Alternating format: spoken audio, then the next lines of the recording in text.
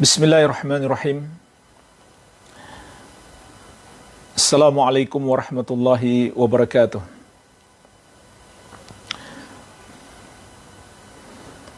Alhamdulillahi hamdan kathiran tayyiban mubarakan fih, mubarakan alaih, kama yuhibbu rabbuna wa yardah. Ashhadu an la ilaha illallah wahdahu la syarika lah, wa ashhadu anna Muhammadan abduhu wa rasuluh.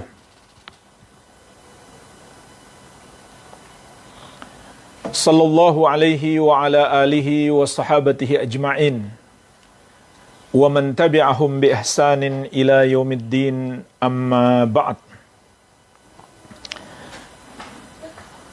Fa ikhwani fid din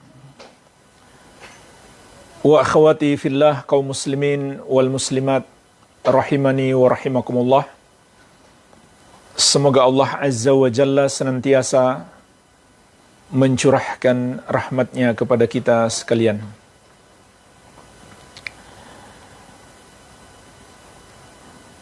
Kita telah memahami bersama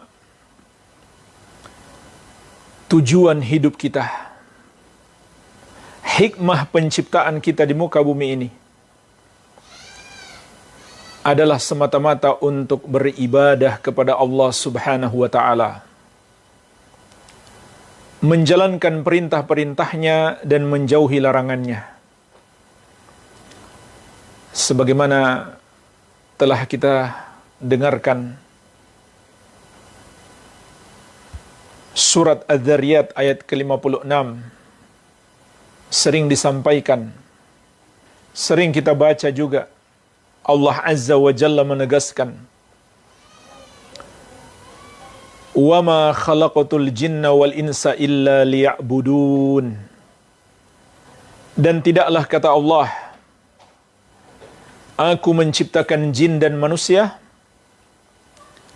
kecuali agar mereka beribadah kepadaku. Maka ayat ini menjelaskan kepada kita tujuan hidup kita, hikmah penciptaan kita adalah semata-mata untuk beribadah kepada Allah,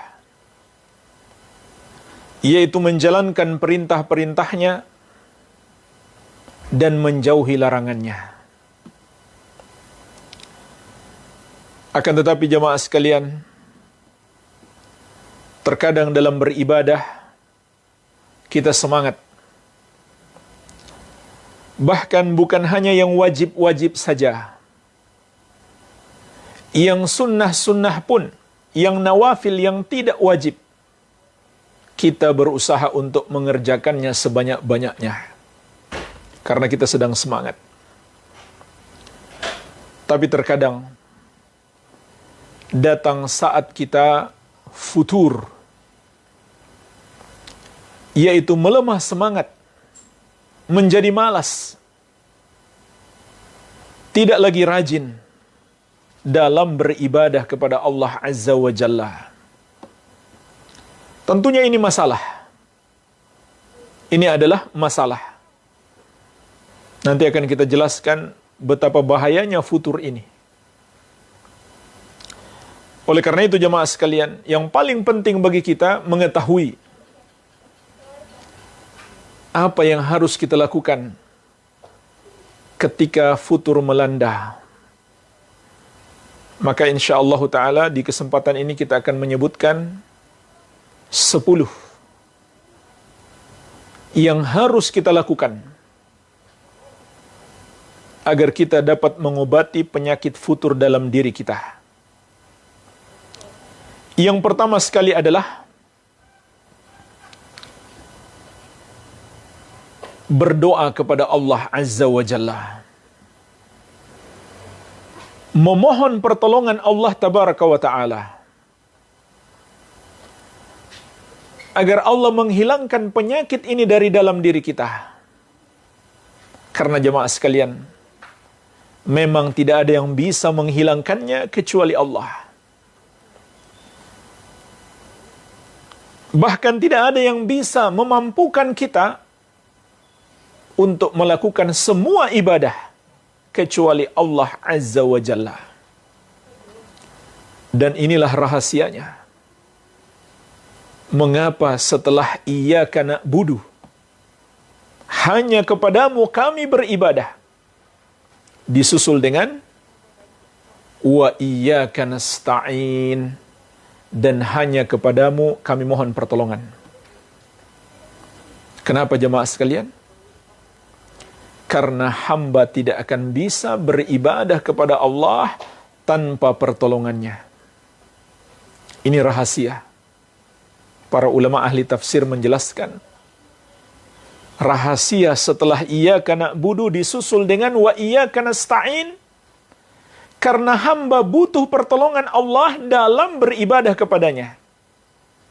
Kalau Allah tidak menolongnya, tidak mungkin dia bisa beribadah kepada Allah.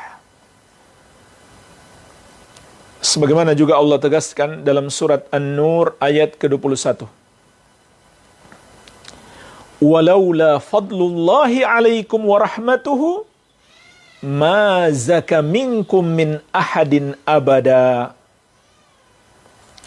Kalaulah bukan karena anugerah dari Allah kepadamu dan rahmatnya, maka tidak seorang pun darimu yang dapat mensucikan dirinya selama-lamanya. Mensucikan diri itu maknanya menjalankan perintah-perintah Allah dan menjauhi larangannya. Itu arti mensucikan diri. Membersihkan diri.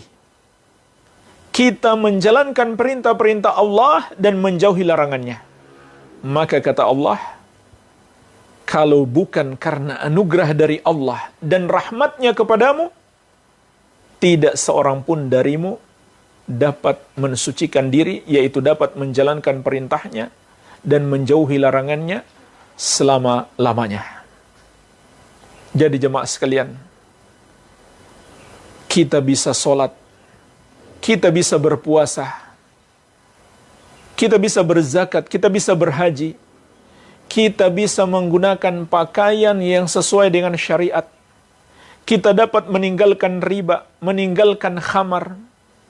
Itu semuanya karena anugerah dan rahmat Allah kepada kita. Karena Allah memberikan pertolongannya kepada kita.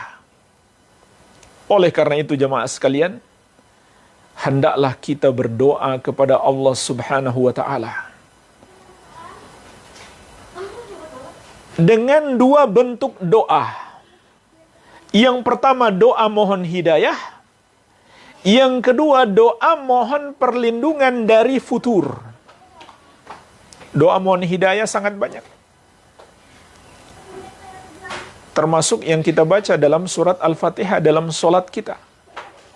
Ihdinas siratal mustaqim, siratal ladzina an'amta alaihim. Ya Allah, berikanlah kami hidayah ke jalan yang lurus, yaitu jalan orang-orang yang Engkau berikan kenikmatan atas mereka. Siapa jemaah sekalian orang-orang yang Allah berikan kenikmatan yang dimaksudkan dalam ayat ini?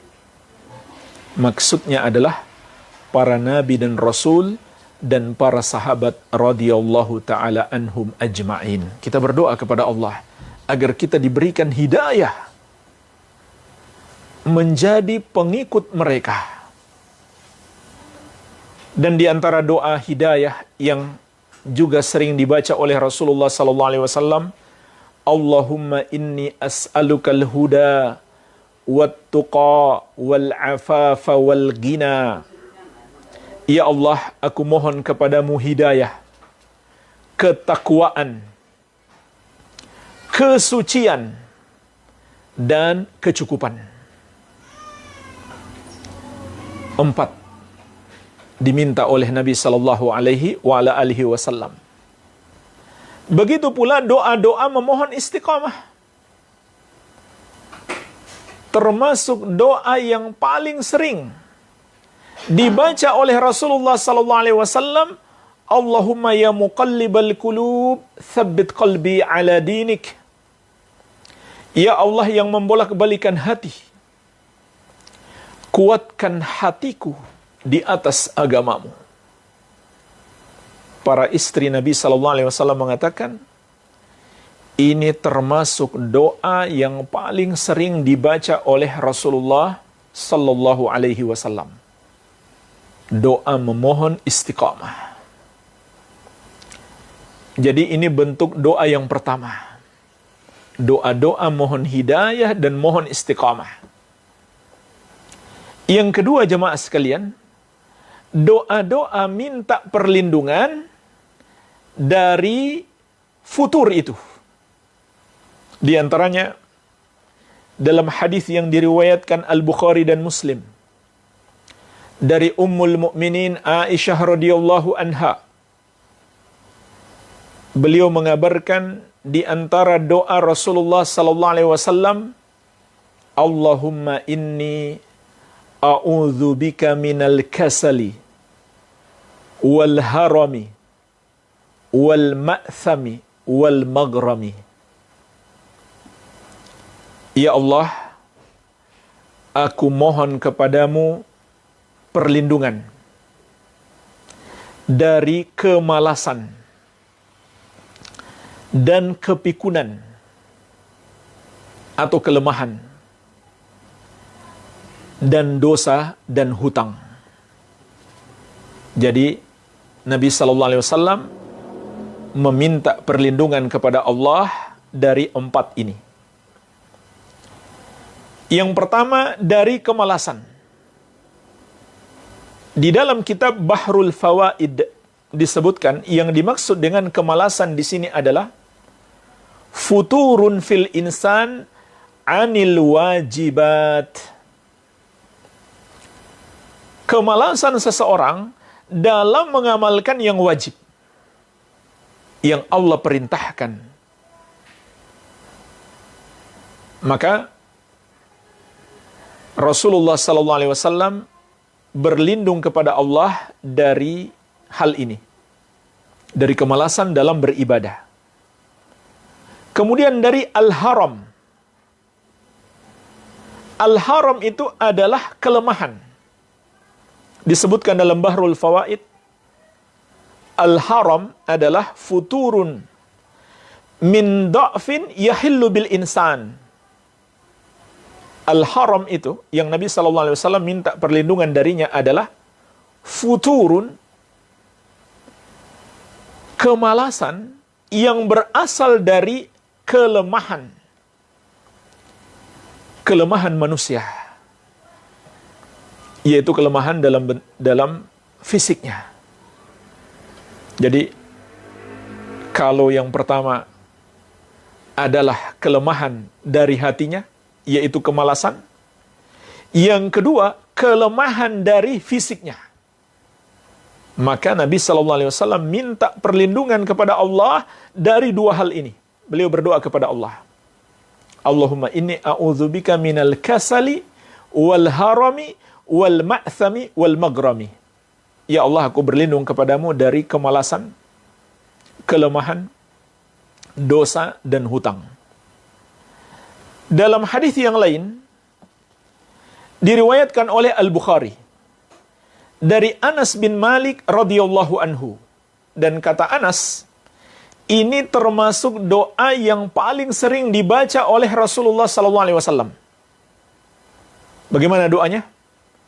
Allahumma inni a'udzubika minal hammi wal hazani wal ajzi wal kasali wal bukhli wal jubni wa dhala'id dain wa ghalabatir rijal. Rasulullah sallallahu alaihi wasallam minta perlindungan kepada Allah dari 8 hal yang buruk. Ya Allah, aku berlindung kepadamu dari alham. Ini yang pertama. Alham itu kegelisahan atau kesedihan menghadapi masa depan. Gelisah. Maka ini hal yang buruk. Kita harus jauhi dan kita mohon kepada Allah untuk dilindungi darinya. Yang kedua, al-hazan. Meminta perlindungan kepada Allah dari kesedihan atas sesuatu yang telah berlalu. Dari kesedihan atas sesuatu yang telah berlalu. Ini yang kedua. Kemudian yang ketiga, al-ajaz. Nabi SAW meminta perlindungan dari kelemahan. Dari sifat lemah. Yaitu lemah dalam beribadah. Kemudian yang keempat, al-kasal. Beliau meminta perlindungan dari kemalasan. Futur dalam beribadah. Kemudian yang kelima, al-bukhl. Nabi SAW meminta perlindungan dari sifat bakhil. Sifat tidak dermawan. Kemudian yang keenam, al-jubun. Sifat penakut atau pengecut. Yang ketujuh, wadala iddain. Dikuasai oleh hutang. Ditekan oleh hutang. Dan yang kedelapan, waghalabatir rijal. Ditindas oleh orang.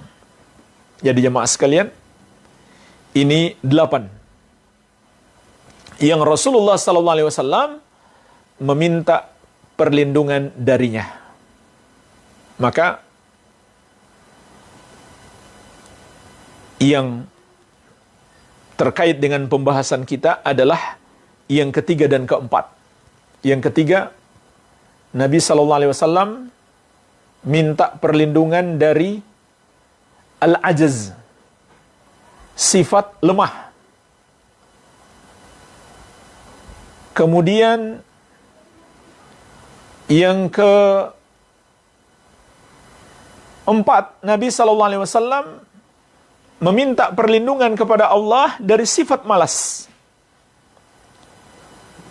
Imam Ibn al-Battal rahimahullah dalam syarah Al-Bukhari mengatakan, al-isti'adah minal ajzi wal kasali li'annahuma yamna'ani al-abda min ada'i hukukillah wa hukuki nafsihi wa ahlihi.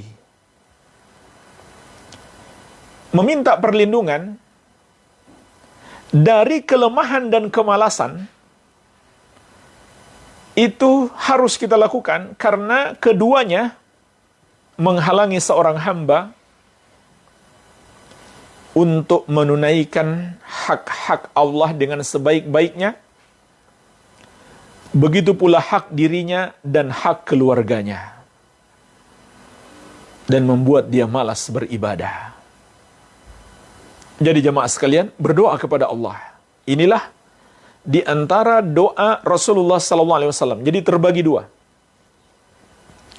Doa memohon hidayah dan istiqamah. Ini yang pertama. Yang kedua, doa mohon perlindungan dari sifat lemah dan malas. Baik lemah fisik maupun lemah hati. Kita minta perlindungan kepada Allah Azza wa Jalla darinya. Baik, ini yang pertama jemaah sekalian yang harus kita lakukan ketika futur melanda. Yang kedua adalah bertawakal kepada Allah Azza wa Jalla. Ini penting sekali. Para ulama kita mengingatkan, banyak orang salah memahami tawakal. Mereka mengira tawakal itu hanya untuk urusan dunia saja. Untuk urusan kesehatan, keselamatan hidup di dunia, dari musibah yang menimpa fisik. Padahal jemaah sekalian, yang lebih penting lagi kita bertawakal kepada Allah untuk urusan agama kita. Untuk urusan menjalankan perintah Allah dan menjauhi larangannya. Untuk penegakan tauhid dan sunnah dalam diri kita. Ini lebih penting kita bertawakal kepada Allah. Dan doa yang benar adalah doa yang disertai dengan tawakal. Yaitu bergantungnya hati kita hanya kepada Allah. Dan menyerahkan urusan kita hanya kepada Allah saja. Ini penting jemaah sekalian. Karena tawakal itu termasuk kunci utama menggapai pertolongan Allah Tabaraka wa Ta'ala. Sebagaimana dalam surat At-Talaq ayat ketiga, Allah menegaskan, "Wa may yatawakkal 'ala Allahi fahuwa hasbuh." Dan barang siapa bertawakal kepada Allah, cukuplah Allah sebagai penolongnya. Maksudnya Allah pasti menolongnya. Ini berlaku untuk urusan dunia, yang lebih utama untuk urusan akhirat. Hati kita bergantung hanya kepada Allah yang satu saja. Dan tidak boleh sedikit pun kita bergantung kepada selain Allah Tabaraka wa Ta'ala.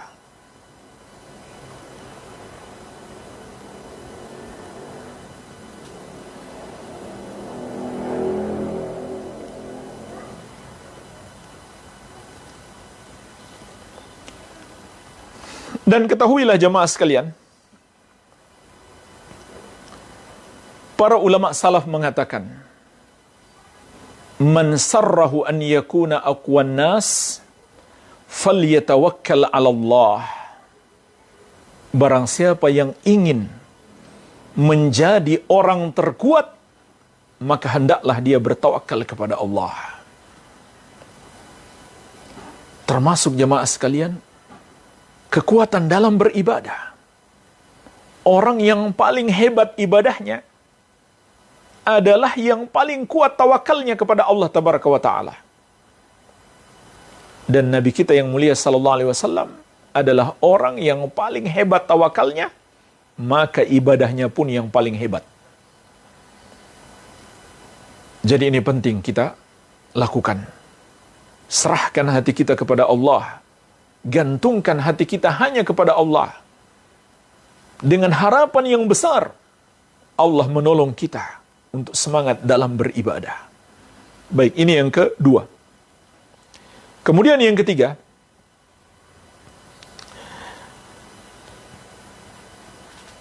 mengetahui betapa bahayanya penyakit futur ini, kemudian berusaha meninggalkannya dengan sekuat tenaga. Ini yang ketiga. Harus ada usaha untuk menghilangkan penyakit ini dari dalam diri kita. Harus ada usaha. Sama saja dengan penyakit yang menimpa fisik. Kita berusaha untuk berobat. Begitu pula jemaah sekalian, penyakit yang menimpa hati. Ini penyakit hati. Harus juga kita berusaha menghilangkan penyakit ini.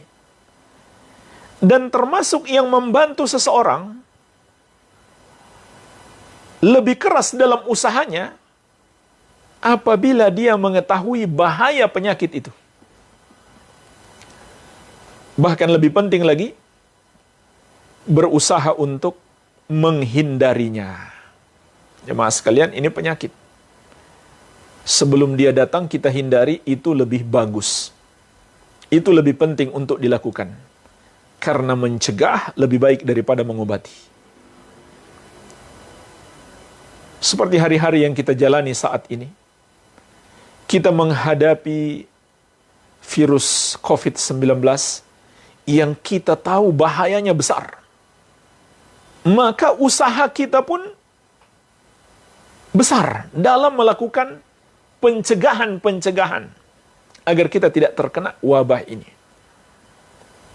Maka jemaah sekalian, penyakit-penyakit yang menimpa hati kita itu sebenarnya lebih berbahaya daripada penyakit yang menimpa fisik kita. Maka seharusnya kita harus lebih keras dalam berusaha. Nah, pertanyaannya jemaah sekalian, apa bahaya futur? Minimalnya ada 3 bahaya yang ingin saya ingatkan. Yang pertama adalah futur itu, malas dalam beribadah adalah termasuk sifat orang-orang munafik. termasuk sifat orang-orang munafik. Allah sebutkan dalam beberapa ayat, di antaranya surat An-Nisa ayat 142. Tentang sifat solatnya orang-orang munafik.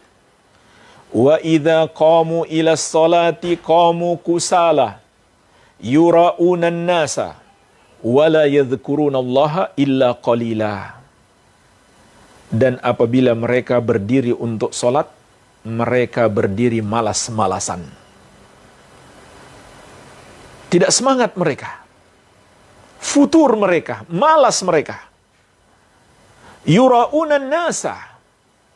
Mereka hanya ingin riya kepada manusia agar dipuji orang.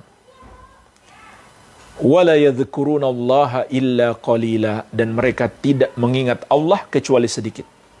Maksudnya mereka tidak khusyuk. Jadi ini 3 sifat solat orang munafik. Pertama, malas. Dan itulah makna futur.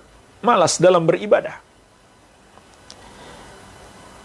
Yang kedua, riya. Mereka ingin dipuji orang. Yang ketiga, mereka tidak khusyuk. Mereka tidak ingat Allah kecuali sedikit. Maka penyakit futur ini adalah sifat orang munafik. Ini bahaya yang pertama. Bahaya yang kedua, jemaah sekalian. Ketika kita futur, melemah semangat kita, atau bahkan kita berhenti dalam melakukan amal-amal soleh, maka ini bisa saja bukan hanya membahayakan kita, tapi juga membahayakan umat, membahayakan agama Islam. Kenapa jemaah sekalian? Karena orang-orang yang memusuhi Islam itu nggak akan pernah berhenti untuk memerangi Islam. Kenapa kita berhenti? Terutama para da'i, para ustadz, para ulama, dan para penuntut ilmu, dan semua yang membantu para da'i untuk berdakwah, termasuk panitia-panitia kajian, pengurus-pengurus kajian. Kalau mereka kehilangan semangat dalam berdakwah, sementara musuh-musuh Islam terus-menerus memerangi Islam, apa yang terjadi jemaah sekalian? Mereka terus memerangi kita, kita tidak ada perlawanan. Dan perlawanan yang terpenting adalah dakwah. Dan Allah ingatkan tentang sifat orang-orang yang memusuhi Islam ini. Di antaranya di surat Al-Baqarah ayat 217. Wal fitnatu akbaru minal qatl. Allah mulai ayat ini dengan mengingatkan fitnah itu lebih besar dosanya daripada pembunuhan. Sehingga muncul istilah di masyarakat, fitnah lebih kejam daripada pembunuhan. Karena fitnah lebih besar dosanya. Tapi apa arti fitnah di sini jemaah sekalian? Artinya syirik. Dan mengajak orang untuk murtad, untuk berbuat kesyirikan dan kekufuran. Jadi bukan fitnah seperti yang dipahami banyak masyarakat.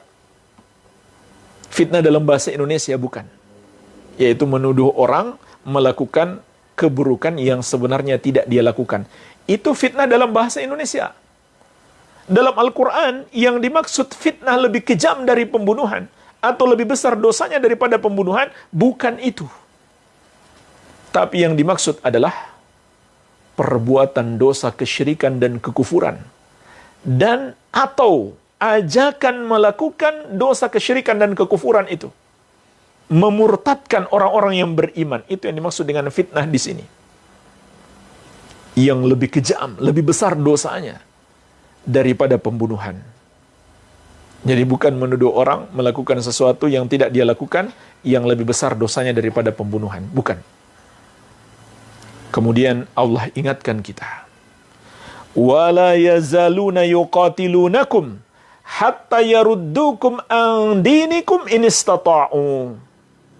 Dan mereka tidak akan berhenti memerangi kalian sampai mereka berhasil memurtadkan kalian dari agama kalian semampu mereka.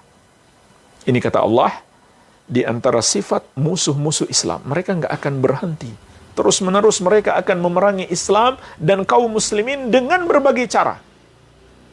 Apakah peperangan fisik atau peperangan terhadap akidah? Peperangan terhadap pemikiran, ibadah dan akhlak. Mereka rusak kaum muslimin pada akidahnya, pemikirannya, ibadahnya dan akhlaknya. Mereka tidak akan berhenti. Lalu kenapa kita yang menyampaikan kebenaran, yang menuntut ilmu tentang kebenaran, menjadi lemah semangatnya, bahkan berhenti melakukannya? Padahal musuh-musuh Islam tidak pernah berhenti. Maka ini tentu memudaratkan Islam dan kaum muslimin. Baik. Kemudian bahaya yang ketiga jemaah sekalian. Futur akan menjerumuskan kepada gugur. Futur mendekati gugur. Jadi kalau futurnya tidak diobati, bisa jadi dia gugur.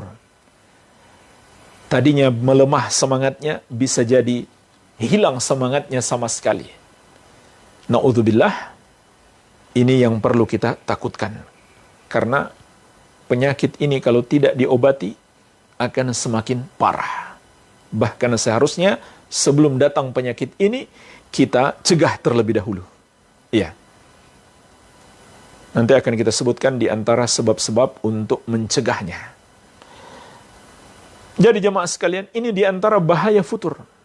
Maka dengan mengetahui bahayanya, kita pun semakin keras berusaha mencegahnya, dan apabila kita tertimpa, maka kita berusaha lepas darinya. Dan jemaah sekalian, semakin keras usaha kita, maka peluang mendapatkan pertolongan Allah juga semakin besar.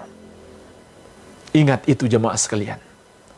Semakin keras usaha kita dalam beribadah kepada Allah, dalam menempuh jalan-jalan hidayah, dalam menuntut ilmu dan mengamalkannya, serta mendakwahkannya, maka semakin besar peluang kita mendapatkan pertolongan Allah Tabaraka wa Ta'ala. Sebagaimana Allah ingatkan dalam surat Al-Ankabut ayat ke-69. وَالَّذِينَ جَاهَدُوا فِينَا لَنَهْدِيَنَّهُمْ سُبُلَنَا. Dan orang-orang yang bersungguh-sungguh berjuang di jalan kami, benar-benar akan kami berikan hidayah kepada mereka ke jalan-jalan kami. Surat Al-Ankabut ayat ke-69. Dan juga dalam hadis yang diriwayatkan Al-Bukhari dan Muslim dari sahabat yang mulia Abu Sa'id Al-Khudri radhiyallahu anhu, Rasulullah sallallahu alaihi wasallam bersabda, "Wa may yasta'fif yu'iffahullah. Wa may yastaghni yughnihillah. Wa may yatasabbar yusabbirhullah." Barang siapa berusaha menjaga kesucian dirinya, maka Allah akan menjaga kesucian dirinya. Barang siapa berusaha merasa cukup atau mencukupi dirinya, tidak membutuhkan orang lain, tidak bergantung kepada orang lain, maka Allah akan mencukupinya. Dan barang siapa berusaha untuk sabar, maka Allah akan menyabarkannya. Jadi jemaah sekalian, Allah memiliki sifat yang maha adil, tidak akan pernah menyia-nyiakan usaha kita. Semakin keras kita berusaha, maka insya Allah Ta'ala semakin besar pula pertolongan Allah kepada kita. Baik, ini yang ketiga. Kemudian jemaah sekalian yang keempat, yang sangat penting untuk kita lakukan agar kita semakin semangat dalam beribadah atau menjadi semangat dalam beribadah ketika futur melanda adalah kembali memperbaharui keikhlasan kita, tauhid kita, dan ittiba kepada Rasulullah sallallahu alaihi wa ala alihi wasallam.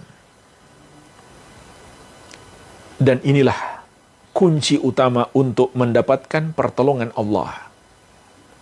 Ikhlas memurnikan ibadah hanya untuk Allah dan hanya karena Allah semata, serta ittiba, meneladani Rasulullah SAW. Ini dua kunci utama mendapatkan hidayah dan mendapatkan perlindungan Allah dari usaha-usaha setan untuk menyesatkan kita dan dari kungkungan hawa nafsu. Dalam surat Shad ayat 83, Allah Azza wa Jalla menyebutkan sumpah setan. Surat Shad ayat 82-83. Qala fa bi'izzatika la ughwiyannahum ajma'in. Setan bersumpah, maka demi kemuliaanmu ya Allah, sungguh benar-benar aku akan menyesatkan mereka semuanya, manusia semuanya. Ini jemaah sekalian, sumpah setan yang menunjukkan tekadnya yang begitu dahsyat untuk menjerumuskan manusia dalam dosa. Tetapi subhanallah, setan pun mengakui ada golongan manusia yang tidak bisa dia sesatkan. Siapa mereka? Illa ibadaka minhumul mukhlasin. Kecuali hamba-hambamu yang ikhlas. Apa makna ikhlas di sini jemaah sekalian? Maknanya adalah tauhid. Memurnikan ibadah hanya untuk Allah dan hanya karena Allah semata-mata. Jadi ikhlas itu lawannya adalah syirik. Baik syirik besar maupun syirik kecil, riya. Jadi kalau ada orang berbuat syirik, berdoa kepada selain Allah misalkan, menyembelih untuk selain Allah, lalu dia katakan saya ikhlas, dia bukan orang yang ikhlas. Dia bukan orang yang ikhlas. Orang yang ikhlas itu adalah orang yang mentauhidkan Allah tabaraka wa ta'ala. Ini hakikat ikhlas. Menjauhi dosa syirik. Apakah syirik besar maupun syirik kecil? Yaitu riya. Orang yang riya, maka itu juga merusak keikhlasannya. Ini kunci utama untuk mendapatkan pertolongan Allah. Dan diakui oleh setan. Dia tidak akan bisa menyesatkan orang-orang yang ikhlas. Kenapa? Karena setan punya ilmunya. Bahwa Allah akan selalu menolong orang-orang yang ikhlas. Orang-orang yang mentauhidkannya. Kemudian jemaah sekalian, kita sering mendengarkan, sering membaca bagaimana ujian yang menimpa Nabi Yusuf alaihissalam. Ujian berat.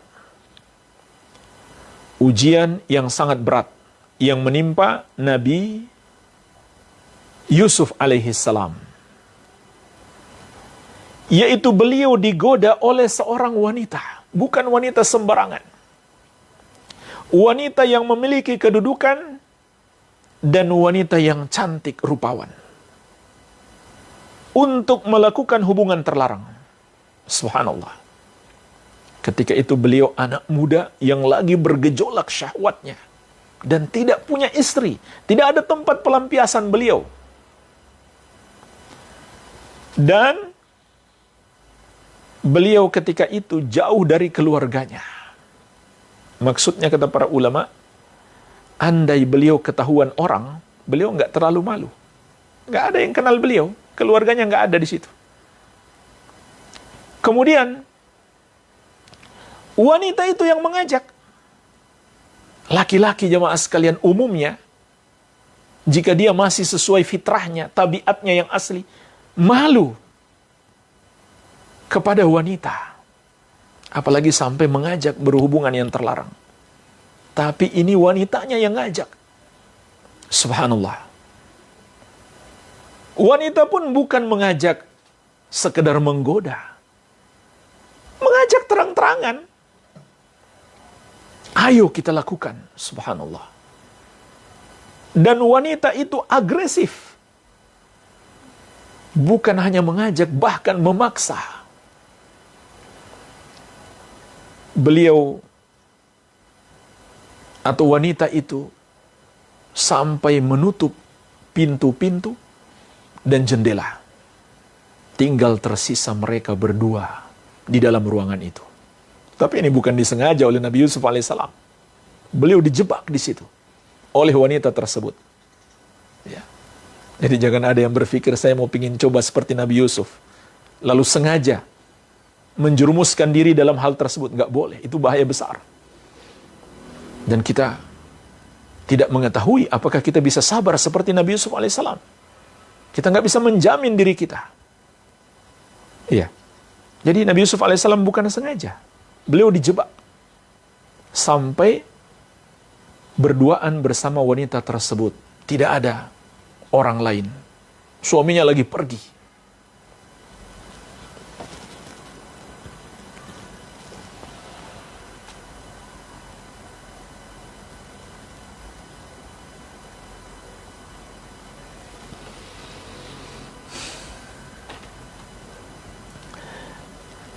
Maka jemaah sekalian, kalau bisa kita ibaratkan,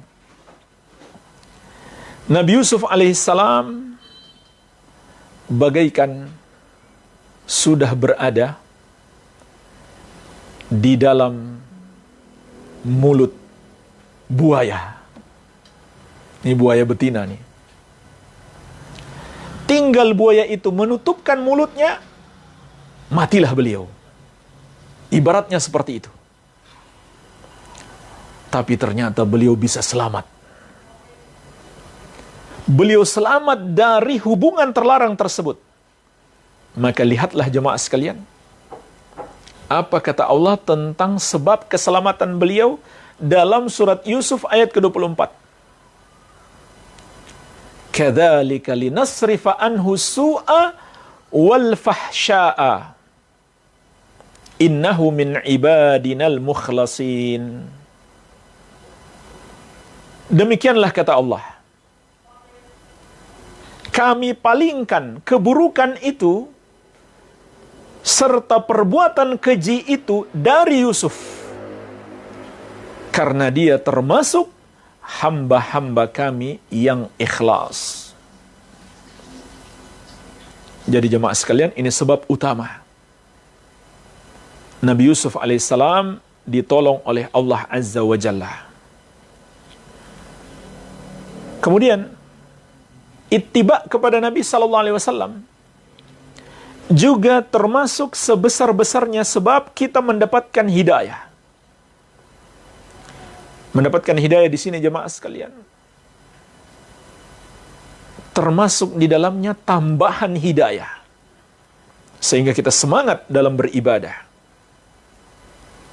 Sebagaimana Allah tegaskan dalam surat An-Nur ayat ke-54. Wa in tuti'uhu tahtadu. Kalau kalian menaati Rasul, maka kalian akan mendapatkan hidayah. Jadi, dengan tauhid dan menaati Rasul sallallahu alaihi wasallam, mengikuti petunjuk-petunjuk beliau, inilah kunci utama agar kita mendapatkan hidayah. Agar kita ditolong oleh Allah Azza wa Jalla. Dan jemaah sekalian, ini lebih penting lagi ketika kita berhadapan dengan godaan untuk berbuat dosa. Sebagaimana kata Syekhul Islam Ibn Taimiyah rahimahullahu ta'ala, faman malat nafsuhu ila muharramin falyati bi ibadatillahi kama amarallah mukhlisan lahud-dinah fa inna dzalika yasrifu anhu su'a wal fahsya. Siapa yang nafsunya telah condong kepada yang haram, maka hendaklah ia segera beribadah kepada Allah sesuai petunjuknya. Petunjuk Allah adalah meneladani Rasulullah sallallahu alaihi wasallam serta mengikhlaskan memurnikan seluruh ibadahnya hanya untuk Allah. Fa inna dzalika yasrifu anhu su'a wal fahsya'a. Karena kata beliau,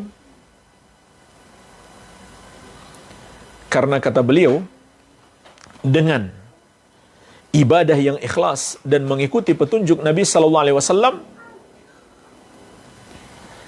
itu akan memalingkan dia dari setiap keburukan dan kekejian. Jadi jamaah sekalian, ini kesimpulan Syekhul Islam Ibn Taimiyah rahimahullah tentang pentingnya tauhid dan sunnah. Jadi tauhid dan sunnah itu bukan sekedar syarat diterimanya amalan. Kita memahami pentingnya tauhid dan sunnah sebagai syarat diterimanya amalan. Tapi itu juga adalah sebab terbesar Allah menolong kita dari keburukan dan kekejian. Baik keburukan dunia maupun keburukan akhirat. Ini yang dipahami para ulama dari dalil-dalil yang ada. Baik. Maka ini yang keempat jemaah sekalian. Yang kelima, apa yang harus kita lakukan ketika futur melanda?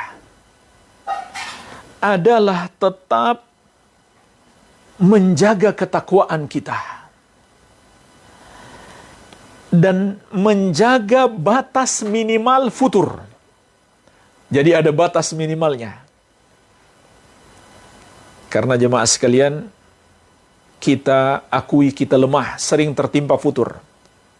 Namun kita harus paham, ada batas minimal futur yang nggak boleh kita lewati. Kalau lewat itu, bahaya kita. Habis kita. Binasa kita. Maka ini harus kita perhatikan. Menjaga ketakwaan dan menjaga batas minimal futur. Kenapa jemaah sekalian kita harus menjaga ketakwaan? Karena takwa kepada Allah adalah solusi semua masalah kita. Sebagaimana Allah ingatkan dalam surat At-Talaq ayat kedua dan ketiga. Wa may yattaqillaha yaj'al lahu makhraja wa yarzuqhu min haitsu la yahtasib.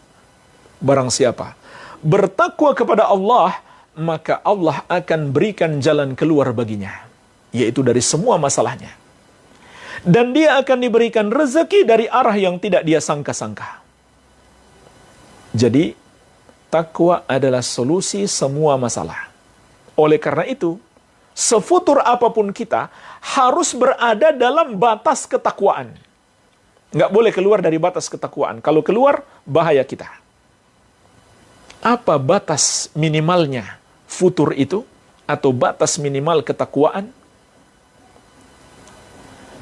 Dalam hadis yang diriwayatkan oleh Imam Ahmad, Ibnu Hibban dan yang lainnya, dari sahabat yang mulia Abdullah bin Amr bin Al-As radhiyallahu ta'ala anhuma.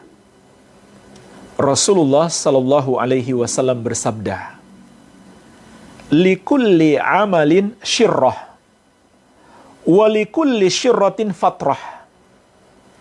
Faman kanat fatratuhu ila sunnati faqad aflah, wa man kanat ila ghairi dzalika faqad halak." Setiap amalan, kata Nabi sallallahu alaihi wasallam, memiliki masa semangat. Dan setiap masa semangat ada masa futurnya. Maka barang siapa yang masa futurnya kepada sunnahku, sungguh dia telah beruntung. Dan barang siapa yang masa futurnya kepada selain sunnahku, maka dia binasa, celaka. Jemaah sekalian, apa maksud hadis ini? Mari kita baca keterangan para ulama. Di antaranya dijelaskan oleh Syekhul Islam Ibn Taimiyah rahimahullahu ta'ala. Kata beliau, "Inna minan nasi man yakunu lahu syiddah wa nasyatun wa hiddatun wa jitihadun azimun fil ibadah." Sesungguhnya di antara manusia ada yang punya kekuatan, semangat, dan usaha maksimal, serta perjuangan yang sangat besar dalam ibadah. Usaha yang besar dalam ibadah. Summa labudda min futurin fi dzalik. Kemudian setelah itu mesti terjadi futur. Artinya futur ini manusiawi sebenarnya. Manusia berada dalam keadaan pasang surut keimanan. Sehingga begitu pula semangat ibadahnya mengikuti pasang surut keimanannya. Maka kata Syekh, wahum fil fatrah naw'an. Hadis ini menunjukkan kepada kita, manusia ketika futur ada dua jenis. Minhum man yalzamis sunnah, fala yatruku ma amara bihi, ma umira bihi, wala yaf'al ma nuhiya anhu. Golongan yang pertama adalah tetap berpegang teguh dengan sunnah, walaupun futur. Walaupun futur, mereka tetap berpegang teguh dengan sunnah. Maka mereka tidak meninggalkan perintah dan tidak melakukan yang dilarang. Artinya apa? Yang wajib tetap mereka amalkan. Yang haram tetap mereka tinggalkan. Mungkin sebagian sunnah mereka tinggalkan karena futur, tapi yang wajib tidak mereka tinggalkan. Mungkin sebagian sunnah mereka tinggalkan, tapi yang wajib tidak mereka tinggalkan. Mungkin sebagian makruh mereka lakukan, tapi yang haram tidak mereka lakukan. Inilah jemaah sekalian batasannya. Batasan futur. Ini golongan yang pertama, yang masih berpegang teguh dengan sunnah ketika futur. Dia tidak meninggalkan yang wajib dan tidak melakukan yang haram. Iya. Bal yalzam ibadatallahi ilal mamat. Bahkan dia tetap beribadah kepada Allah Azza wa Jalla sampai kapan? Sampai mati. Walaupun futur melanda, tetap dia beribadah kepada Allah sampai mati. Karena itulah akhir masa ibadah. Wa'bud rabbaka hatta ya'tiyakal yakin. Kata Allah, beribadahlah kepada Rabbmu sampai datang kepadamu kematian. Beribadahlah kepada Rabbmu sampai datang kepadamu kematian. Iya. Ini golongan yang pertama. Kemudian kata beliau, wa minhum man yakhruju ila bid'atin fi dini. Dan di antara mereka yang futur itu sampai keluar kepada bid'ah dalam agama. Au fujurin fi dunyah, atau maksiat dalam urusan dunia. Inilah jemaah sekalian, golongan yang kedua, yang berbahaya. Ketika tertimpa futur, dalam agama dia berbuat bid'ah, dalam urusan dunia dia maksiat. Urusan dunia itu seperti jual beli, dia menipu, dia korupsi, dia bohong, dan lain-lain. Maka ini sudah keluar batas.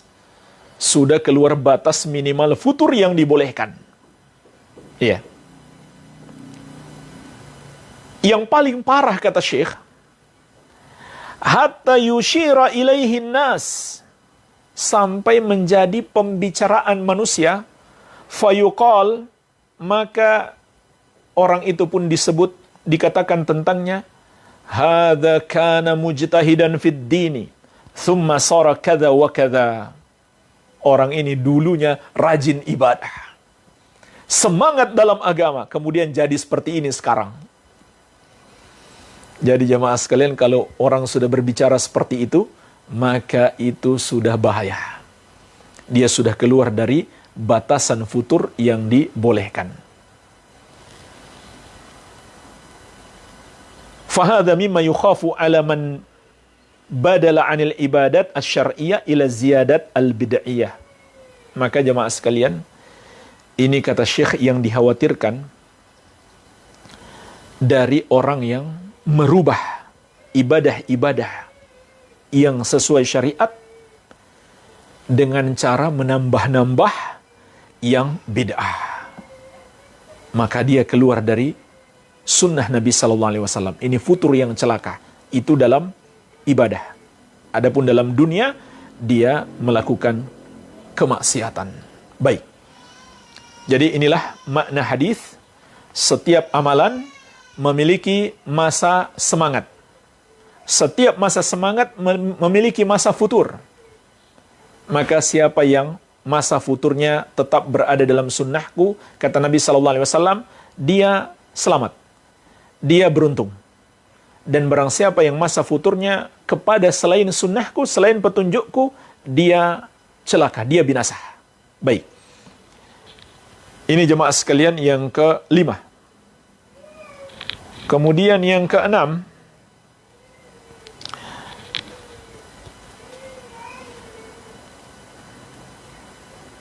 termasuk yang penting kita lakukan ketika futur melanda adalah mencari teman-teman yang baik dan membatasi diri kita dari pergaulan dengan teman-teman yang buruk, teman yang suka maksiat, teman yang pembicaraannya dunia dan dunia. Ini akan tambah membuat kita futur. Maka batasi pergaulan dengan mereka. Kalau terpaksa harus diputuskan secara total, tidak masalah, diputuskan secara total. Demi keselamatan kita.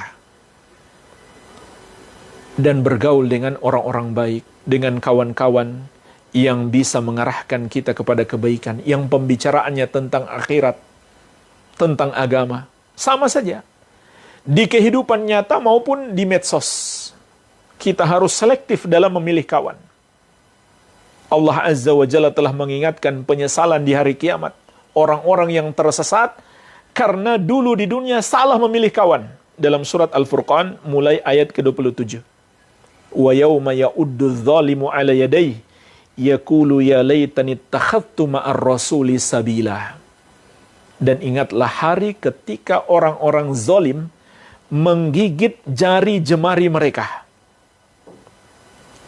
Seraya mengatakan, aduhai, andaikan dahulu aku mengikuti jalan bersama Rasul. Ya wailata laitani fulanan khalila.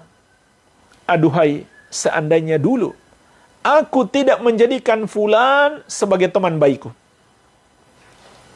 Laqad adallani ani dzikri ba'da idja'ani. Karena teman baikku itu telah menyesatkan aku dari Al-Quran, dari kebenaran, setelah Al-Quran atau kebenaran itu datang kepadaku.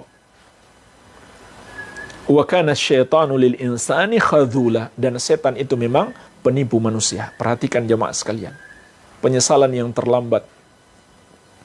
Orang-orang yang menyesal di hari kiamat karena di dunia salah memilih kawan. Kawan yang menyesatkan dia. Dalam hadis yang diriwayatkan Al-Bukhari dan Muslim dari Abu Musa Al-Asy'ari radhiyallahu anhu, Rasulullah sallallahu alaihi wasallam juga mengingatkan, "Matsalul jalisi salih wa jalisi su'i au jalisi sau'i kamatsali sahibil misk wa kiril haddad." Perumpamaan teman duduk yang baik dan teman duduk yang jelek seperti berteman dengan penjual minyak wangi dan pandai besi. La ya'damuka min sahibil misk imma tashtarihi au tajidu rihahu. Tidak akan luput untukmu dari penjual minyak wangi itu dua kemungkinan. Apakah engkau membeli minyak wanginya atau sekedar engkau dapatkan harum baunya. Dua-duanya baik. Itulah perumpamaan teman duduk yang baik. Dapat manfaat. Walaupun sedikit. Waqirul haddad yahriku badanaka aw thawbaka au tajidu minhu rihan khabithah, sedangkan pandai besi, maka dekat-dekat dengannya akan membakar badanmu atau pakaianmu. Karena dia kerjanya di api, berurusan dengan api dan besi yang panas. Maka kalau kamu dekat-dekat dengan dia, apakah badanmu terbakar atau pakaianmu? Atau minimalnya engkau mencium darinya aroma yang tidak baik. Itulah jemaah sekalian, perumpamaan bergaul dengan teman yang buruk. Ada keburukan walaupun minimal tetap ada. Jadi hindari. Itu yang membuat futur semakin parah. Maka bertemanlah dengan yang baik. Juga dalam hadis Abu Daud dan Tirmidzi dari Abu Hurairah radhiyallahu anhu, Rasulullah sallallahu alaihi wasallam mengatakan, "Al-mar'u 'ala dini khalilih, falyanzur ahadukum man yukhalil." Seseorang itu bagaimana agamanya, akidahnya, ibadahnya, sangat bergantung pada sahabat dekatnya. Maka hendaklah setiap kalian, kata Nabi sallallahu alaihi wasallam, memilih siapa yang hendak kalian jadikan sahabat dekat. Baik, ini yang ke-7. Atau yang ke-6 ya. Memilih teman bergaul yang baik. Kemudian yang ke-7, termasuk jemaah sekalian, yang dapat kembali menggelorakan semangat ibadah kita, semangat menuntut ilmu dan mengamalkannya, serta mendakwahkannya adalah membaca sejarah para nabi dan rasul. Begitu pula para sahabat Rasulullah SAW dan para ulama ahli sunnati wal jamaah. Begitu pula sejarah sebaliknya, orang-orang yang menentang kebenaran dan apa akibat yang mereka dapatkan. Membaca kisah-kisah umat yang telah lalu untuk memetik pelajaran, terutama sejarah para nabi dan rasul. Jemaah sekalian, ini penting. Dan ini rahasianya mengapa dalam Al-Quran banyak kisah. Bahkan sebagian ulama mengatakan sepertiga Al-Quran adalah kisah. Sepertiga Al-Quran adalah kisah. Allah kisahkan kepada kita dan kepada Nabi kita yang mulia Muhammad SAW tentang para Nabi dan Rasul terdahulu. Untuk apa? Allah jelaskan dalam surat Hud ayat 120. Wa kullan nakussu alaika min amba'ir rusuli ma nuthabbitu bihi fuadak. Dan setiap mereka, para nabi dan rasul, kami kisahkan kepadamu wahai Muhammad tentang cerita-cerita yang terjadi pada mereka, kisah-kisah mereka. Untuk apa? Ma nuthabbitu bihi fuadak, yang dengan itu kami kuatkan hatimu. Jadi jemaah sekalian, membaca kisah-kisah ini insya Allah memberi pengaruh positif pada hati kita, menumbuhkan semangat ibadah.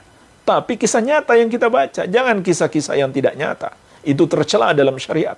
Para ulama salaf dulu mencela para al-qusas, para tukang cerita, tukang dongeng. Jadi bukan cerita di sini membaca novel, ya, cerpen, cerbung, dan lain-lain, tidak. Apalagi menonton video-video atau film-film yang padanya mengandung maksiat. Ditampakkan laki-laki dan perempuan, bahkan wanitanya tidak berhijab di dalam film-film tersebut. Sampai film yang mereka klaim islami sekalipun, banyak sekali maksiatnya. Bukan seperti itu kisah-kisah yang dimaksudkan di sini. Tapi kisah-kisah nyata yang terdapat dalam Al-Quran dan Sunnah, maupun yang ditulis oleh para ulama ahli sunnati wal jamaah. Baik, ini yang ke-7. Kemudian yang ke-8, hendaklah kita lakukan saat futur melanda adalah lebih mendalami ilmu agama.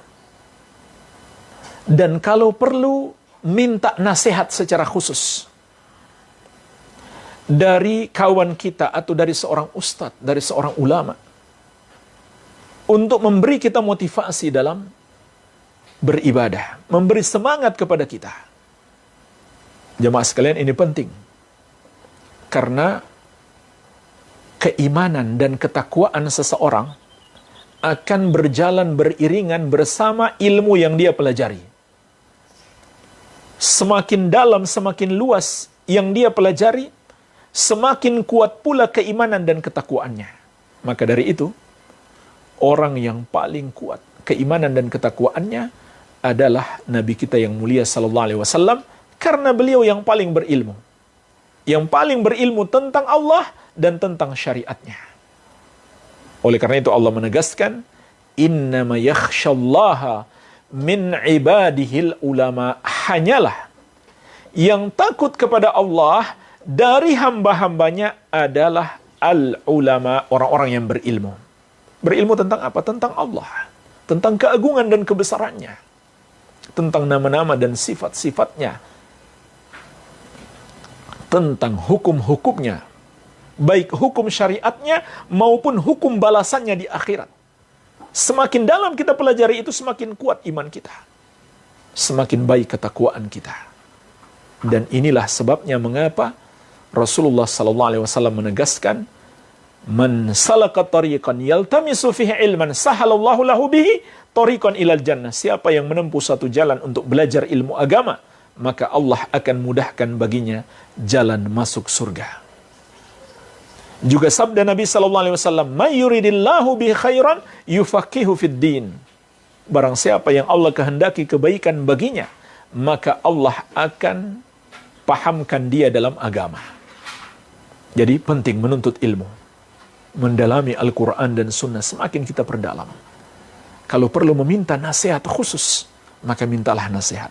Kemudian yang ke-9 jemaah sekalian, termasuk yang penting kita lakukan ketika futur melanda adalah ingat mati. Dan ingat peristiwa-peristiwa yang akan terjadi setelah mati, yang disebut dalam Al-Quran dan Sunnah. Ini juga ilmu penting yang perlu kita pelajari. Dan renungkan bagaimana nasib kita di alam kubur. Bagaimana nasib kita di hari kebangkitan. Ini penting jamaah sekalian. Dan di surat Ali Imran ayat 185 Allah ingatkan, kullu nafsin dha'iqatul maut. Setiap jiwa pasti akan merasakan mati. Allah ingatkan ini agar kita selalu ingat mati. Dan Nabi SAW bahkan memerintahkan kita bukan sekedar ingat mati, tapi perbanyak ingat mati. Aktsiru min dzikri hazimil ladzat, kata beliau SAW, perbanyaklah mengingat pemutus semua kelezatan dunia ini. Jadi Nabi SAW memerintahkan kita untuk banyak ingat mati. Dan mengingatkan kita bahwa kematian itu adalah pemutus segala kelezatan dunia. Jemaah sekalian, di antara sebab orang yang malas-malasan ibadah, karena dia pingin tubuhnya nyaman kan? Tubuhnya enak, tubuhnya lezat. Maka jemaah sekalian, ingatlah itu hanya kelezatan sementara. Dan kematian akan segera memutusnya. Oleh karena itu, hendaklah kita rela menanggung beban-beban dalam beribadah demi kenyamanan yang lebih baik, demi istirahat yang lebih nyaman di alam kubur, di taman surga Allah Azza wa Jalla. Abu Ali Ad-Daqaq rahimahullahu ta'ala, sebagaimana dinukil oleh Al-Qurtubi dalam kitab beliau At-Tadhkirah, mengatakan, man akthara dzikral mauti ukrima bi thalathati asya. Barang siapa yang memperbanyak ingat mati, dia akan dimuliakan dengan 3 hal. Barang siapa banyak ingat mati, maka dia akan menggapai 3 perkara. Yang pertama, ta'jilit taubah. Bersegera untuk bertobat kalau terjerumus dosa. Wa qana'atil qalbi. Yang kedua, hati yang qana'ah. Hati yang menerima apa yang Allah berikan. Tidak gelisah hatinya. tidak susah hatinya memikirkan dunia ini. Wa nasyatil ibadah. Yang ketiga, semangat ibadah. Ini 3 anugerah yang akan didapatkan oleh orang yang banyak ingat mati. Makanya ingat mati di sini jemaah sekalian, dengan kesadaran ada kehidupan setelah mati. Kalau ingat mati lalu semuanya jadi malas mau dilakukan, maka itu tidak benar. Ya, mau ngapa-ngapain udah malas karena besok mati. Atau mungkin besok mati. Bukan seperti itu. Justru harus lebih semangat. Kalau tahu besok mau mati, hari ini semangat ibadah. Sampai-sampai Nabi SAW mengatakan, "Sholli sholata muwaddi'." Salatlah kamu seperti salatnya orang yang akan mati. Akan segera meninggalkan dunia ini. Begitulah kita salat. Wa man nasiyahu uqiba bithalathin. Beliau berkata lagi, barang siapa melupakan kematian, dia akan ditimpa 3 perkara. Taswifit taubah. Yang pertama, menunda-nunda taubat. Lupa dia dengan kematian. Tunda-tunda dia taubat. Dia kira kematian bisa dia atur. Sehingga dia bisa menunda taubat dulu. Padahal kematian tidak menunggu taubat kita jemaah sekalian. Wa tarkir ridha bil kafaf. Yang kedua, dia tidak ridha dengan pemberian Allah. Selalu tidak merasa cukup. Selalu merasa sedikit. Padahal sudah cukup Allah berikan kepadanya. Nggak pernah puas dengan dunia. Kalau orang lupa dengan kematian, nggak pernah puas dengan dunia. Kemudian yang ketiga, wattakasul fil ibadah. Dan malas ibadah. Karena lupa dengan kematian, pikirannya dunia terus, makanya jadi malas ibadah. Jadi hendaklah kita ingat mati, dan ingat peristiwa-peristiwa yang akan terjadi di akhirat. Betapa dahsyatnya alam kubur itu. Betapa dahsyatnya hari kebangkitan. Oleh karena itu ini harus dipelajari juga. Baik, kita masuk jamaah sekalian poin terakhir yang ke-10. Ketika futur melanda, apa yang harus kita lakukan? Jauhi sebab-sebab futur itu. Jauhi sebab-sebabnya. Dan secara garis besar, sebab futur itu ada 2. Syahwat dan syubhat. Syahwat dan syubhat. Ini sebab futur, jauhi syahwat dan syubhat. Nabi SAW mengatakan, "Inna mimma akhsha alaikum syahawatil ghai fi butunikum wa furujikum wa mudillatil fitan." Sesungguhnya di antara yang paling aku takutkan menimpa kalian adalah syahwat yang menjerumuskan dalam dosa yang terdapat di perut-perut kalian dan kemaluan kalian. Dan syubhat-syubhat yang menyesatkan. Hadis sahih diriwayatkan oleh Imam Ahmad dari sahabat yang mulia Abu Barzah Al-Aslami radhiyallahu taala anhu. Jadi 2 hal ini. Syahwat dan syubhat. Syahwat yang menjerumuskan kita kepada maksiat. Dan syubhat yang menjerumuskan kita pada penyimpangan-penyimpangan akidah. Kesyirikan, kekufuran. Bid'ah-bid'ah. Maka jemaah sekalian, kalau begitu syubhat lebih berbahaya. Maka bagaimana lagi jika tertimpa kepada seseorang kedua-duanya sekaligus? Ada syahwat, ada syubhat sekaligus di situ. Maka tentu ini bahaya besar. Iya. Jadi secara garis besar, ini yang harus kita jauhi. Syahwat dan syubhat.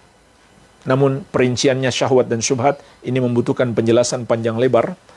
Insya Allah kita bahas di kesempatan yang lain. Tetapi jemaah sekalian, saya ingin mengingatkan penjelasan ulama ahli tafsir tentang mengapa orang-orang munafik itu malas ibadah. Dalam surat An-Nisa ayat 142 kita sebutkan tadi. Orang-orang munafik itu selalu futur mereka sepanjang hidup mereka. Kecuali mereka bertobat dari kemunafikan. Selama mereka masih menjadi munafik, sepanjang hidup mereka futur, malas beribadah. Beribadah dalam keadaan bermalas-malasan. Maka apa sebabnya? Imam At-Tabari rahimahullahu ta'ala menjelaskan. Karena 4 sebab. Yang pertama, niat mereka bukan untuk taqarrub kepada Allah Azza wa Jalla. Niat mereka tidak ikhlas. Ini sebab mereka futur. Yang kedua, mereka tidak meyakini adanya hari kebangkitan, adanya pahala dan hukuman. Karena mereka orang kafir. Ini sudah tingkatan kekufuran. Seorang, kenapa nggak beribadah? Kenapa malas ibadah? Ya karena dia nggak yakin adanya hari kebangkitan. Kalaupun dia yakin, yakinnya bercampur keraguan. Makanya malas ibadah. Na'udzubillah, ini bukan sekedar futur lagi, ini pembatal keislaman. Kalau ragu dengan adanya hari kebangkitan. Apalagi tidak yakin sama sekali. Ini yang tertimpa kepada orang munafik. Iya. Kemudian yang ketiga, kata beliau, karena tujuan mereka beribadah cuma untuk tujuan dunia. Supaya selamat fisik dan harta mereka. Ini yang ketiga, tujuan dunia. Beribadah untuk tujuan-tujuan dunia, ini penyebab futur. Kenapa hijrah nggak kerja lagi di tempat riba misalkan? Supaya ekonomi lebih maju. Ya subhanallah jemaah sekalian, jangan jadikan itu tujuan berhijrah. Tujuan berhijrah supaya selamat di akhirat. Kalau tujuannya supaya ekonominya lebih membaik, nggak terjerat hutang lagi, itu tujuan yang rendah. Itu tujuan yang rendah. Tujuan utama adalah selamat di akhirat. Karena Allah semata-mata. Tidak masalah diikutkan tujuan dunia. Apalagi tujuan dunia untuk akhirat juga tidak mengapa. Itu tidak tercelah. Iya. Maka orang seperti ini kalau ketika dia berhijrah dan ternyata ekonominya tidak membaik, dia pun nggak sabar. Dia kembali menjadi futur. Dia kembali menjadi futur. Baik, ini yang ketiga. Kemudian yang keempat, kata Imam At-Tabari rahimahullah, karena orang-orang munafik itu tidak meyakini kewajiban ibadah, maka mereka malas-malasan untuk mengamalkannya. Tidak meyakini syariat yang ditetapkan atas mereka. Makanya mereka malas-malasan melakukannya. Iya. Imam Ibnu Katsir rahimahullah menambahkan satu sebab lagi, selain daripada yang telah disebutkan oleh Imam At-Tabari, yaitu yang kelima, mereka tidak ngerti makna, tidak mengerti hikmah dari ibadah-ibadah yang mereka lakukan. Mereka taunya lakukan saja, nggak tahu apa yang ada di balik itu, rahasia-rahasia, hikmah-hikmah yang Allah akan anugerahkan kepada kaum muslimin berupa kebaikan-kebaikan dari balik ibadah-ibadah yang mereka lakukan. Baik. Jemaah sekalian, juga termasuk sebab futur adalah maksiat, dosa-dosa. Dan ulama ahli sunnah wal jamaah sepakat terhadap kaidah al-imanu yazidu wa yankus, yazidu bitta'ah wa yankusu bil maksiyah. Iman itu bertambah dan berkurang. Bertambah karena kita melakukan amal ketaatan dan berkurang karena kita melakukan dosa. Kalau iman berkurang, ya otomatis semangat ibadah melemah. Kenapa iman berkurang? Karena dosa. Makanya Nabi SAW mengingatkan kita, Innal abda idza aznaba dzamban kanat nuktatan sauda fi qalbih. Seorang hamba kalau dia melakukan satu dosa, muncul satu titik hitam di hatinya. Fa in taba minha saqula qalbuhu wa in zada zadat. Kalau dia tobat dari dosa itu, bersih lagi hatinya. Tapi kalau dia tambah melakukan dosa, maka titik hitam itu pun bertambah. Bayangkan jamaah sekalian, kalau titik hitam itu semakin banyak, akhirnya menutupi hati. Kalau sudah menutupi hati, sudah nggak ada lagi semangat untuk beribadah sama sekali. Dan inilah ron, penutup hati yang Allah sebutkan dalam surat Al-Mutaffifin ayat ke-14. Nabi SAW membaca ayat ini. Kalla bal rana ala kulubihim ma kanu yaksibun. Sekali-kali tidak. Maksudnya apa? Mereka bukan tidak bisa memahami Al-Quran. Tidak bisa memahami ilmu agama, bukan. Tapi di hati mereka ada penutup. Bal rana ala qulubihim. Di hati mereka ada penutup.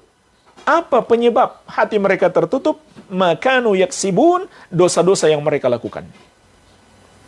Jadi kemaksiatan ini ditinggalkan. Baik. Terakhir jemaah sekalian, para ulama juga mengingatkan termasuk sebab tertimpa futur adalah berlebih-lebihan di dalam beragama. Atau memaksakan diri melakukan amalan walaupun dengan cara yang menyusahkan diri. Berlebih-lebihan, melampaui batas. Sebagaimana disebutkan dalam hadis yang diriwayatkan Al-Bukhari dan Muslim dari Anas bin Malik radhiyallahu anhu. Beliau menceritakan, dakhala Rasulullah sallallahu alaihi wasallam al-masjidah wa hablun mamdudun baina sariyatain. Nabi sallallahu alaihi wasallam masuk ke masjid, lalu beliau melihat tali yang terbentang di antara dua tiang. Ada tali terbentang dari atas ke bawah di antara dua tiang. Faqala ma hadza? Lalu Nabi sallallahu alaihi wasallam bertanya, apa ini? Qalu li Zainab tusalli fa idza kasalat aw fatarat amsakat bihi. Maka para sahabat menjawab, tali itu miliknya Zainab. Beliau radhiyallahu anha melakukan salat. Kalau beliau sudah malas atau sudah kelelahan, maka beliau berpegang di tali tersebut. Subhanallah. Faqal, maka Nabi SAW mengatakan, halluhu, lepaskan tali itu. Liyusalli ahadukum nasyatahu fa idza kasala aw fatara qa'ada. Hendaklah setiap kalian melakukan salat sunnah dalam masa semangatnya, dia bersemangat juga melakukan salat sunnah, maka ketika datang rasa malas atau futur, maka hendaklah dia istirahat. Hendaklah dia beristirahat. Jadi, kalau sudah capek, muncul rasa malas dalam beribadah, jangan memaksakan diri ketika tubuh kita nggak sanggup lagi. Nggak sanggup berdiri misalkan, lalu dipaksakan menggunakan tali. Nah, itu melampaui batas. Lakukan saja semampunya. Ya, jadi jangan berlebih-lebihan dalam beribadah. Jadi jangan melakukan yang di luar batas kemampuan kita. Itu maknanya. Jangan kita memaksakan diri untuk melakukan ibadah di luar batas kemampuan kita. Dan dengan beristirahat sejenak, insya Allah Ta'ala itu juga akan mengembalikan semangat dalam beribadah. Baik. Jadi jemaah sekalian, jangan kita berlebih-lebihan dalam agama. Apalagi sampai keluar dari batas ajaran agama. Ini juga penyebab futur. Wallahu ta'ala a'lam. Semoga bermanfaat. Inilah 10 yang harus kita lakukan ketika futur melanda. Baik, akhi. Mungkin ada pertanyaan, saya persilahkan.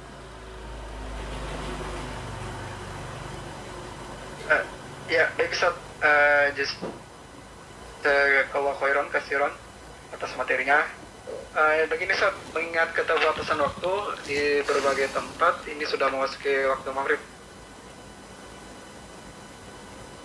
Mungkin satu pertanyaan aja Ustaz ya. Silakan. Ya, begini Ustaz. Ada pertanyaan, intinya begini. Ada seorang kami menanyakan bagaimana menghadapi suami yang beda manhaj. Terkadang Anda itu terbawa santai-santai. Bagaimana solusinya Ustaz? Baik. Jadi pertanyaannya, bagaimana menghadapi suami beda manhaj? Jemaah sekalian, apa yang dimaksud beda manhaj di sini? Kalau maksudnya menurut makna yang hakiki, yaitu dia sampai keluar dari sunnah, termasuk dalam golongan ahlul bid'ah, seperti menjadi khawarij, syiah, dan golongan-golongan sesat yang lainnya, maka pertama, seorang istri berusaha untuk menasehatinya. seorang istri berusaha untuk menasehatinya. Berusaha dengan maksimal. Iya. Kalau dia nggak mau taubat, dan bid'ahnya atau perbuatan maksiat yang dia lakukan adalah dosa-dosa besar, maka para ulama mengatakan pernikahan seperti ini tidak sepatutnya dipertahankan. Itu diantara efek negatifnya, akan menjerumuskan sang istri kepada perbuatan dosa yang dia lakukan. Akan menjerumuskan sang istri pada perbuatan dosa yang dia lakukan. Apalagi kalau sampai tingkat bid'ah Syiah misalkan, yang sampai tingkat kekufuran. Seperti mereka beriman atau menuhankan Ali bin Abi Thalib, menuhankan Al-Husain. Itu menghancurkan pernikahan.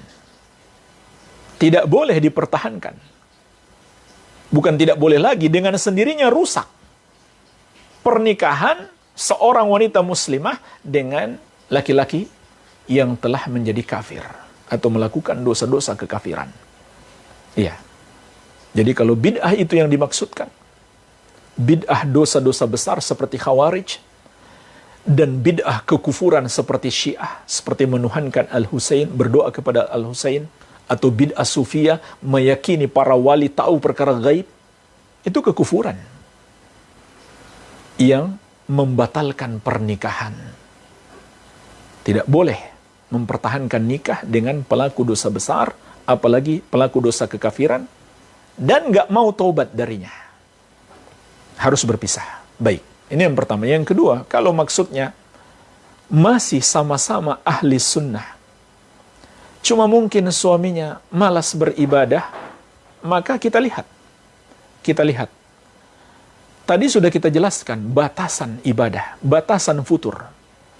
Kalau dia masih menjalankan apa yang wajib dan meninggalkan yang haram, maka tidak mengapa istri kalau mau terus bersabar, membimbing suaminya, mendoakan supaya dia mendapatkan hidayah. Tapi kalau dia terjerumus dalam dosa-dosa besar dan tidak mau bertobat kepada Allah Azza wa Jalla, maka setelah dia berusaha maksimal, hendaklah dia memisahkan diri dari suami yang seperti itu. Karena sangat berbahaya bagi agamanya. Ini masuk dalam larangan berteman dengan orang yang dapat merusak agama kita, merusak akhlak kita, merusak ibadah kita. Apalagi teman terdekat, yaitu suami atau istri. Iya, saya tidak menganjurkan bermudah-mudahan untuk mengatakan cerai, tidak. Tapi harus ada usaha terlebih dahulu untuk memperbaiki, untuk berdakwah dan mendoakan kebaikan. Bahkan kalau perlu minta tolong kepada pihak ketiga untuk memberi nasihat. Apakah orang tuanya sendiri atau keluarganya atau siapapun yang bisa menasehatinya. Wallahu ta'ala a'lam, jadi hukumnya berbeda-beda sesuai dengan tingkatan penyimpangannya. Semoga bermanfaat. Wabillahi taufik. Waktu membatasi kita, ini saja yang bisa saya sampaikan. Lebih dan kurangnya saya mohon maaf. Subhanakallahumma wa bihamdik, asyhadu an la ilaha illa anta, astaghfiruka wa atubu ilaik. Wa sallallahu ala nabiyyina Muhammadin wa alihi wasallam. Walhamdulillahi rabbil alamin. Wassalamualaikum warahmatullahi wabarakatuh.